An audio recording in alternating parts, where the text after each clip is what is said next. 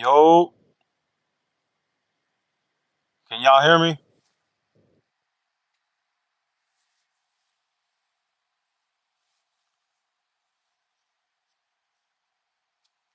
I don't know where the comments are.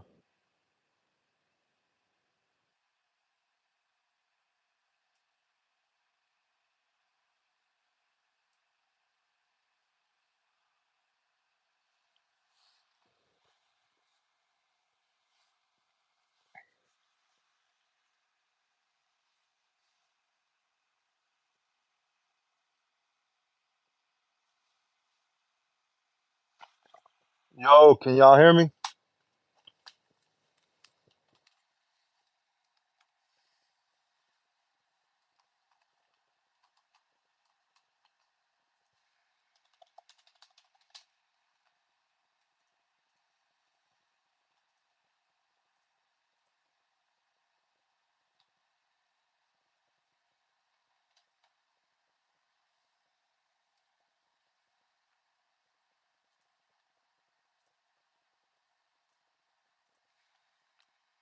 Oh shit. You are heard. What's going on, everybody? If anybody wants to know anything, just ask. Lately, I've been thinking about how the big brain that generates the waking reality, it must become more stable and more stable, like going from quantum mechanics to classic mechanics. It must get even more stable than that as it keeps going up. That's what I've been thinking about lately. I've been thinking about that, and there's this guy Eric Weinstein that has a theory of everything, and he talks about how reality is 14 dimensions, and our waking reality that we're seeing is being made by a template four-dimensional reality. And I don't think he really understands yet that it's a brain. But obviously, that theory's not complete yet because it has to keep going.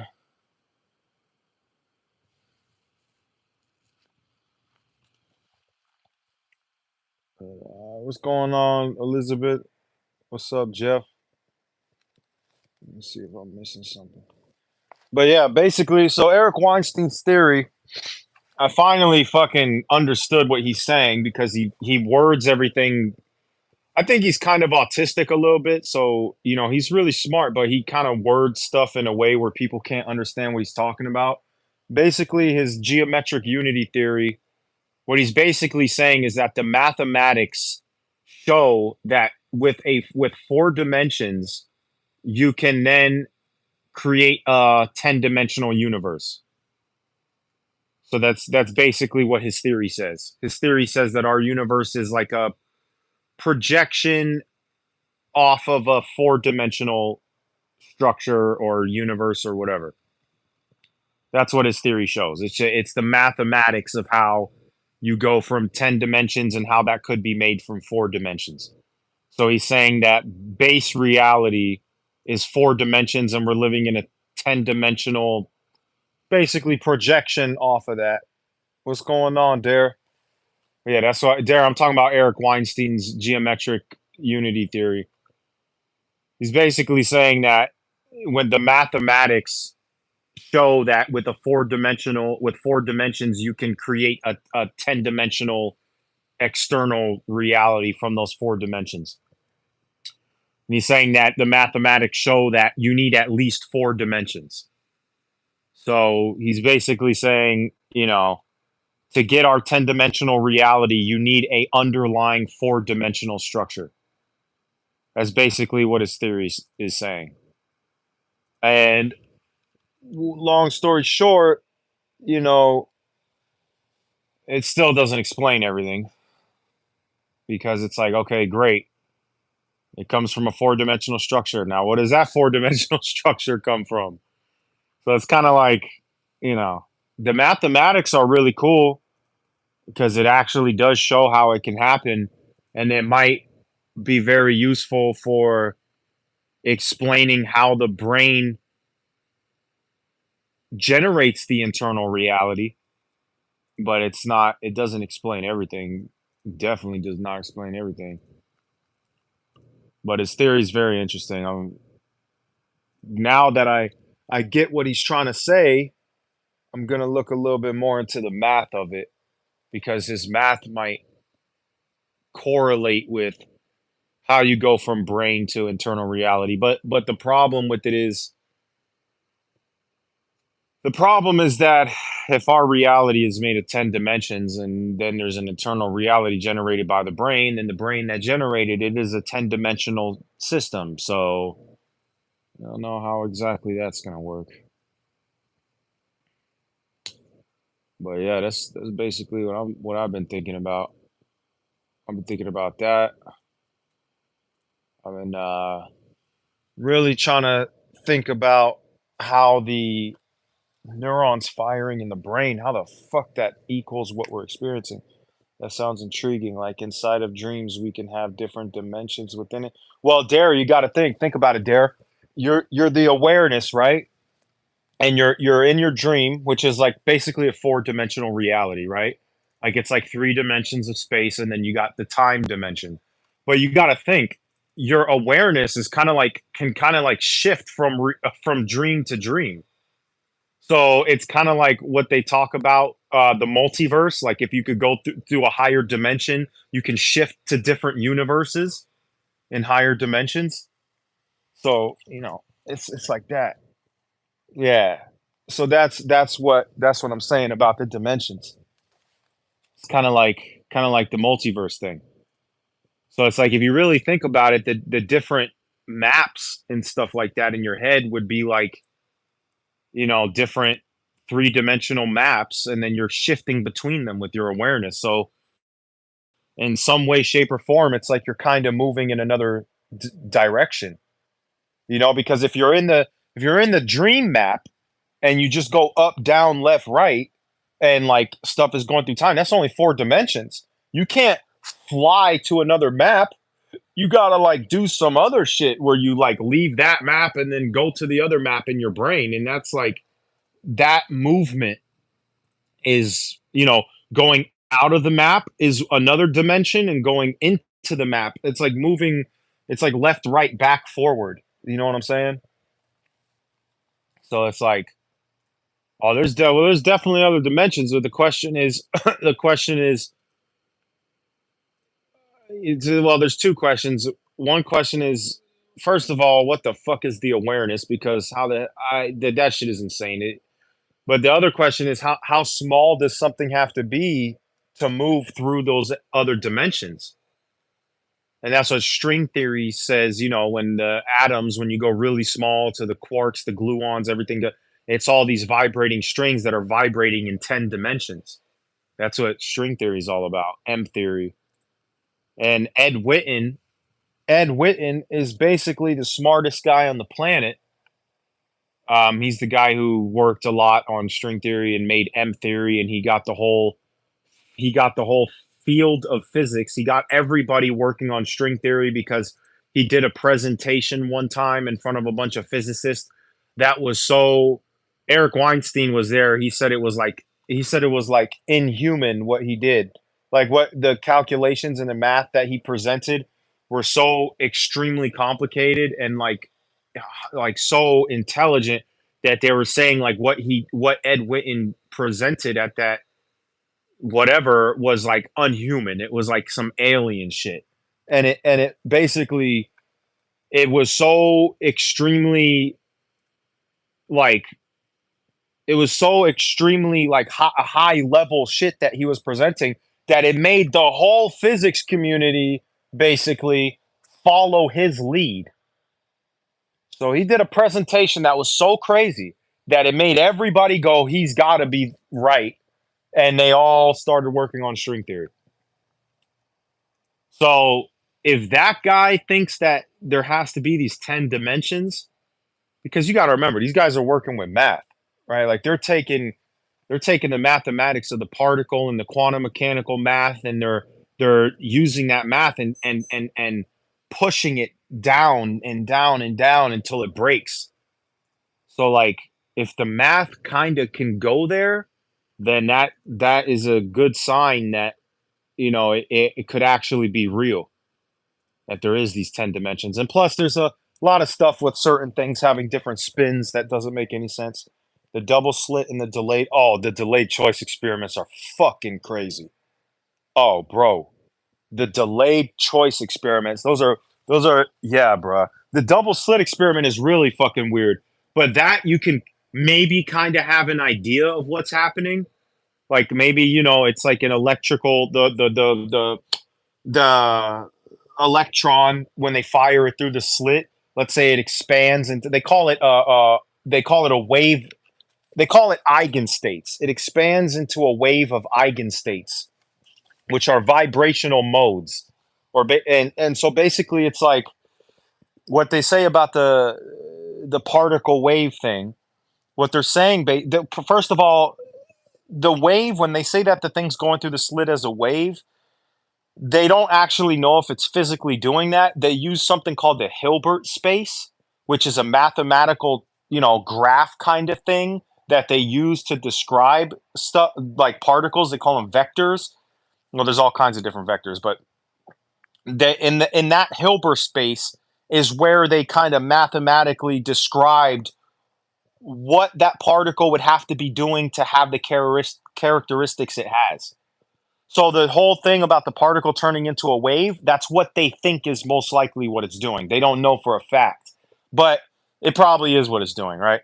And so say the particle is like this electric little ball, and then it expands into this electric wave, but the wave is not necessarily a wave of probabilities. It's like in physical real life, it's like okay, when you take like a jump rope, and say you take like a jump rope or a long rope, and you tie it against a door, and you put your arm up and down, and if you do it at the right frequency, you will have this one bump going up and down, up and down. If you shake your arm up and down at the right frequency with a rope going all the way to a doorknob at the other end, you shake it, you'll get one bump. If you shake it fast enough at a certain frequency, you'll have two oscillating bumps going up and down.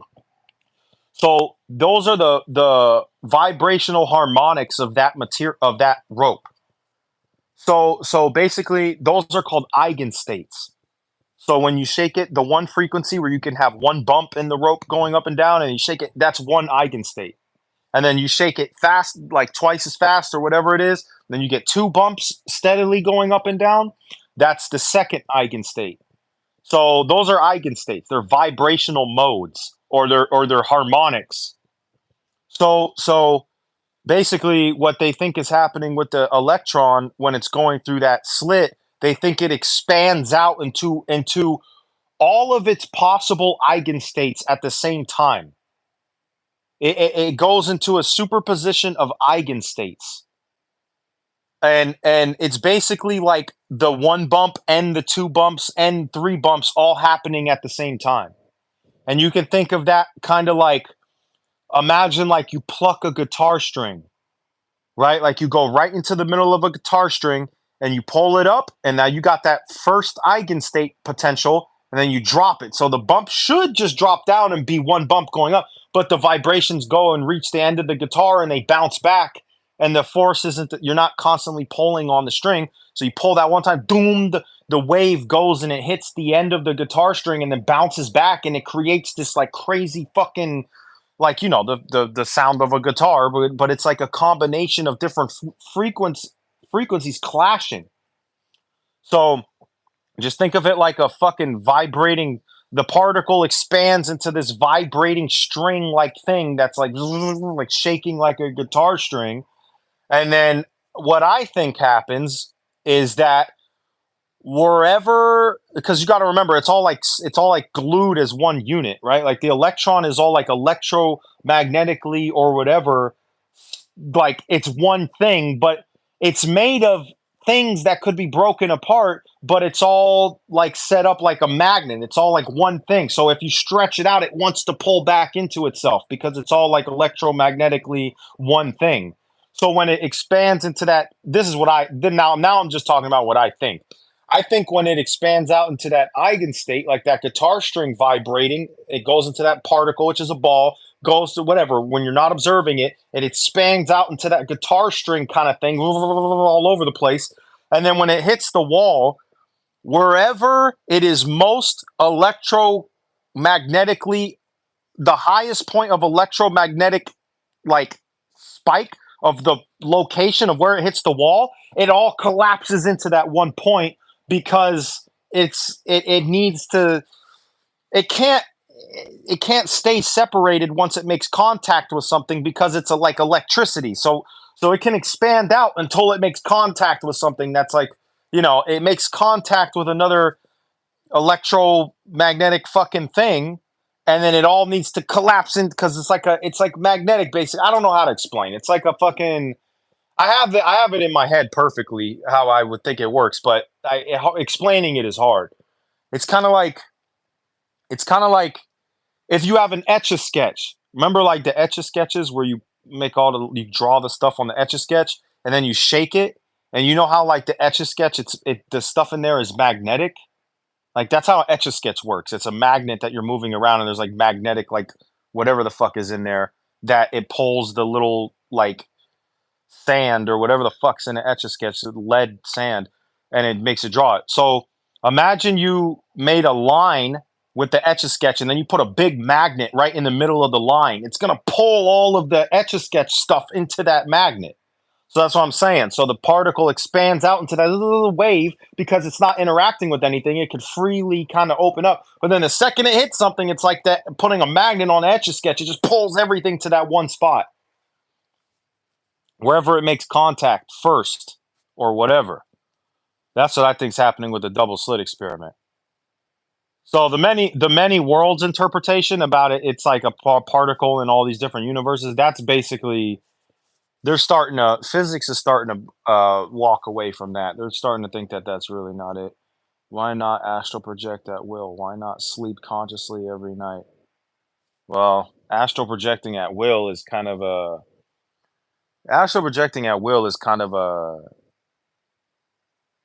that's impossible. First of all, just to like just lay here and like instantly do it, that's like, we're not, humans can't do that yet.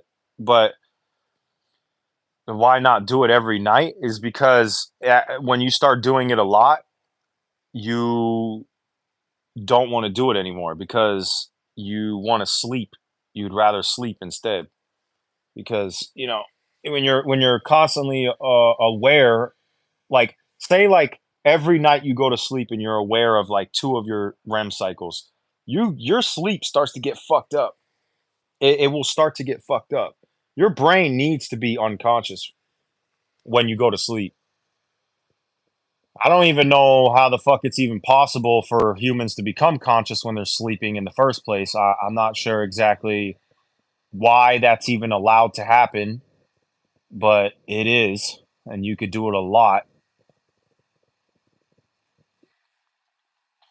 But yeah, but yeah, you know, the things I'm trying to figure out is like the double slit. No, oh, so the backward time shit. Let me talk about that now. The backward time effect. I know exactly what you're talking about. That shit is fucking insane because like technically the particle already went through the thing and then it changed what the fuck it did before it did it. Like it's like, or after it did it. That shit just completely, I have no fucking idea what that's all about.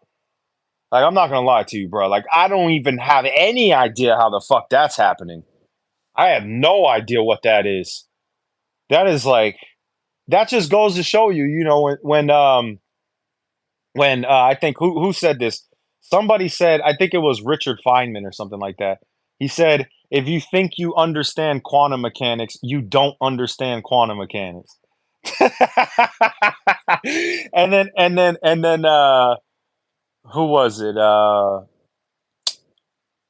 There's this lecture, this guy did a lecture of quantum mechanics. He said before he was a professor at a university, he said right now I'm the only one who doesn't understand quantum mechanics. And he said, after you're done with this class, we all won't understand quantum mechanics. It's like, yeah, the shit makes no fucking sense. That backwards time stuff, you know what's funny about that, Jeff? There's evidence of backward time effects. So, the universe might not, when we think about the present moment might not be a plane, like the present moment. You probably could try the double slit experiment. It's actually not that hard to do, actually. But well, it'd be hard to try to measure it with a little photon. That'd be hard, but you can do it yourself. But I want to try double. Oh God, yeah, I know what you mean. But what I was gonna say, there's okay, so we think about time like it's this two-dimensional like slit in three-dimensional space, right? Like you think about the present moment as being a two-dimensional cut, right? Like a plane, basically. It's like a flat piece of paper with no width, right? That's all right, power off. So we think about the present moment as being a flat piece of paper in through space time, right? But it might not be like that. The present moment might be more like a piece of cardboard where it has width. It's not a two-dimensional cut, it's a three-dimensional slice. It's like a thick piece of paper where there's like some of the future that's kind of being generated in and some of the past that's still there that can be touched. You know what I'm saying? Because because it's like, think about it. This part the universe is not exactly perfect mathematically. It's like it's very mathematical, especially classically, but math is perfect. Math is like a straight line. In reality, I know this is Terrence Howard said this, but there is no straight lines in reality. In reality, there is no straight lines. Everything's either slightly bent relative to something else, or you could draw a straight line, but gravity, space time is not perfectly flat. It's they say space time is perfectly flat, but that's only because they can't fucking see beyond our event horizon of our universe. So the universe has to be curved. The universe is curved all over the fucking place. Gravity is curving space time everywhere. So there is no straight lines. So to think that if you cut a slice of time, to think that that thing is going to be perfectly flat, I mean, that's kind of doesn't make any sense. And I just think that every moment of time is a thick piece of paper. It's not a two-dimensional like slice. It's actually a slice that has width to it. There's a little bit of future in there and a little bit of past in there, even though it's probably a small amount on the quantum mechanical scale. You know what I mean? But I think that's what it is. And I think that there's backward time effects because they do experiments with nerves and people feeling stuff, and people can feel pain before the thing even touches them. It's really weird. So I'm getting that awareness or consciousness is really fundamental because it even affects delayed choice.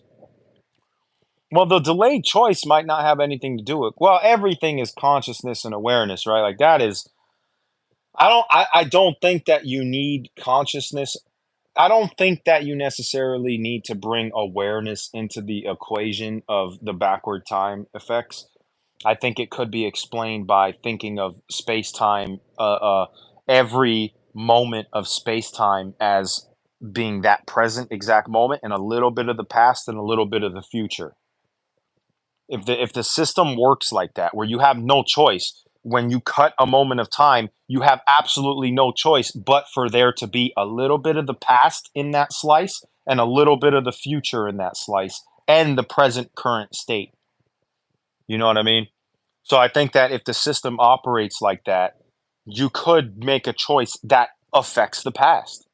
But remember, on the small scales though. So it wouldn't be like you can predict the future classically. It would just be like, on the scale of an electron or something like that. You know what I mean? It would be something on that scale. And it would probably help with our brain. Like maybe you think about something pops in your head and then it happens 1 second later. That might be because it already happened. Your brain already kind of knew it was going to happen, but only up to like a second, like 1 second, not like tomorrow.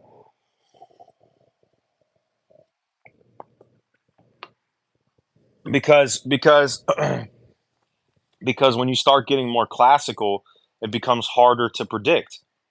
And I mean like the universe predicting it. Yeah, you know what I'm saying? Like, because that backward time experiment is real, and it's fucking real, right?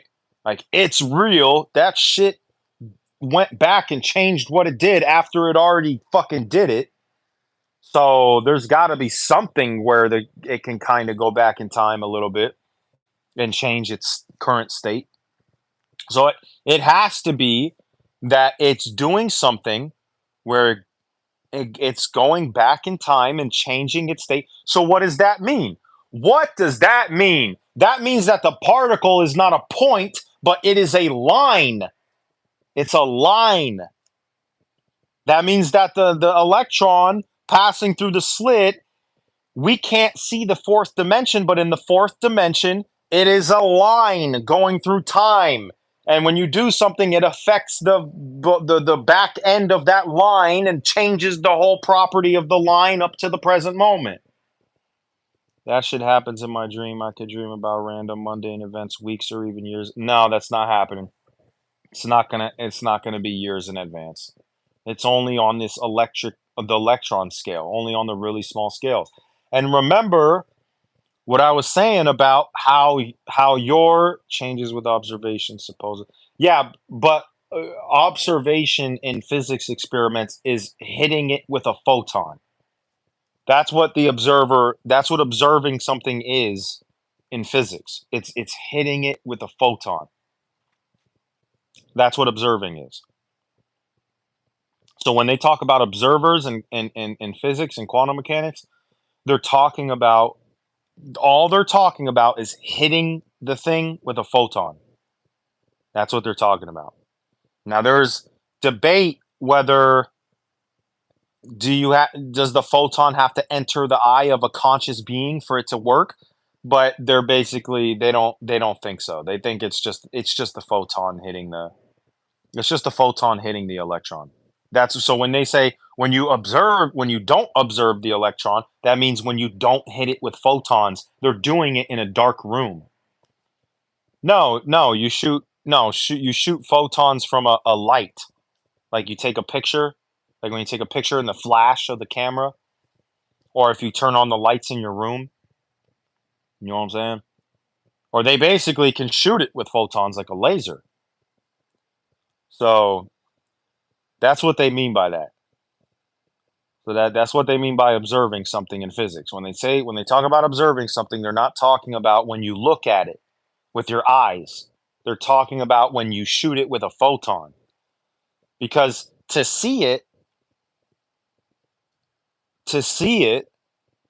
you have to hit it with a photon. The photon has to hit it and then bounce back and go into your eyes. That's the only way you can see it. But they can do it on instruments where they can make it bounce back and go into a camera. But even when they do it with a camera, the camera doesn't see the camera also collapses it. So it doesn't have to be like a human looking at it. Even if a camera shoots a photon at it, it will collapse it. So it has nothing to do with the awareness looking at it. Menting about this in 1801. I know. I know. This shit is insane. But yeah, just so y'all know, it's when even a camera can collapse the superposition. It doesn't have to be a living thing. I've done power off. I've done LSD like over 100 times. I've done mushrooms like 20 times. I've done LSD like 100 times. I love psychedelics. I haven't done psychedelics in a long time, but I fucking love psychedelics. I love acid so much. But yeah, yeah, man. You see, what I'm trying to figure out is exactly how the fuck are these neurons firing? How the hell is the awareness interpreting that as a fucking experience? Like that's the shit that's driving me crazy. No, I never did DMT. That's the one thing I never did. I would really like a DMT pen. If I could get a DMT pen and fucking like pure DMT, that'd be crazy. I would love to do DMT though. That's one thing I haven't done yet. But yeah, man.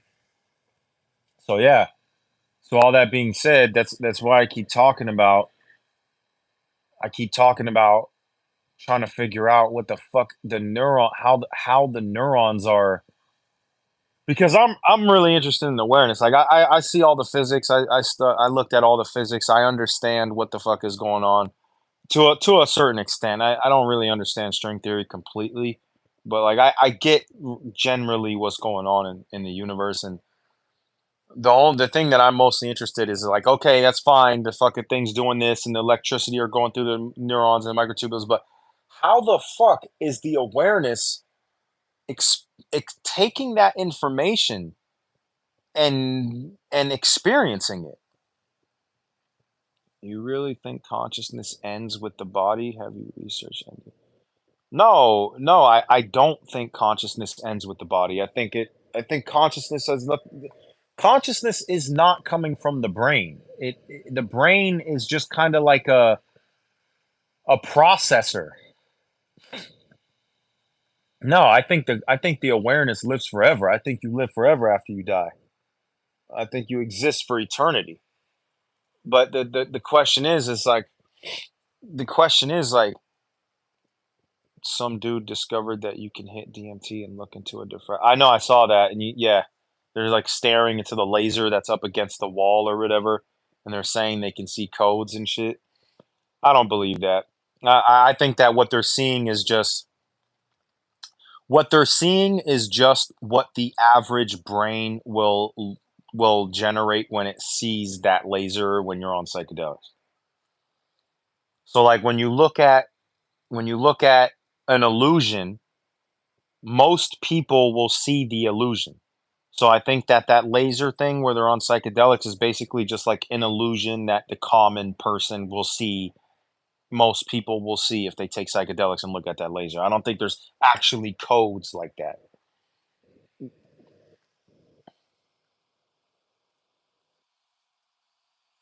But I mean, but yeah, I'm gonna get off of here in like 5 minutes or whatever. But yeah, I've tried so many times so far, I can't figure it out. It's nuts. Yeah, man. What the thing that drives me nuts is when I'm looking at the neurons firing in the brain on like videos and shit like that. I like trying to figure out. Have you ever had supervision in your OBEs? My last one, I was able to zoom in on a star clusters by looking at it in the night sky. Yeah, Jeff, what you're really doing is you're looking at the stars and you're making the yeah, that's fucking awesome. You're able to look at something and yeah, I've zoomed in on my gate in my backyard before. I was looking at my gate and I was staring at it and I was trying to look closer into it, and all of a sudden it was almost like a magnifying glass. It like zoomed in and I could see it in more detail. You know what I'm saying? But really, you're just generating that information to look like that in that spot of, you know, when you're looking at the planets in the distance and it's like you're like zooming in and seeing them. It's like an illusion of zooming in.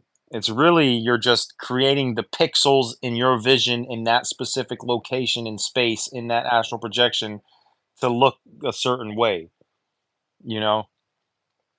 So it's like, yeah, technically from the observer's point of view, it's like you're zooming in, but if you really think about it, you're not really zooming in. You're just the pixels of that display, you know? Yeah, I saw like a big yeah, yeah. That's how it was when I looked at the gate. When I looked at the gate, it was kinda like a magnifying glass, but without, like, any structure of a magnifying glass. It just kinda, like, did that weird, like, morphing kinda like zooming in. And yeah, it's really interesting if you think about it because technically all of that can be done on a two-dimensional screen. You know what I'm saying? Up close perception is like looking through a microscope or out of body. Yeah. Yeah, exactly, like a glass bubble. Well, it's interesting, it's because like when I talked about going through those tunnels and all those screens, sometimes I wonder if the awareness kind of just attaches to the screen and just starts controlling what's going on the screen because I don't know, man, technically you could just create the illusion of a three-dimensional environment by just changing pixels on a screen. Kind of like when you're going around in a video game and you're turning around in the video game, but really all that's happening is the pixels on the screen are just changing. You know what I'm saying? When you're moving forward in a video game, it's just the pixels on the screen are changing. So sometimes I think that when we're dreaming, it might be this kind of like this two-dimensional kind of screen kind of thing. I don't know. I don't know. It might be. But all right, y'all, I'm gonna go now. It was nice talking to y'all. See y'all later. Peace.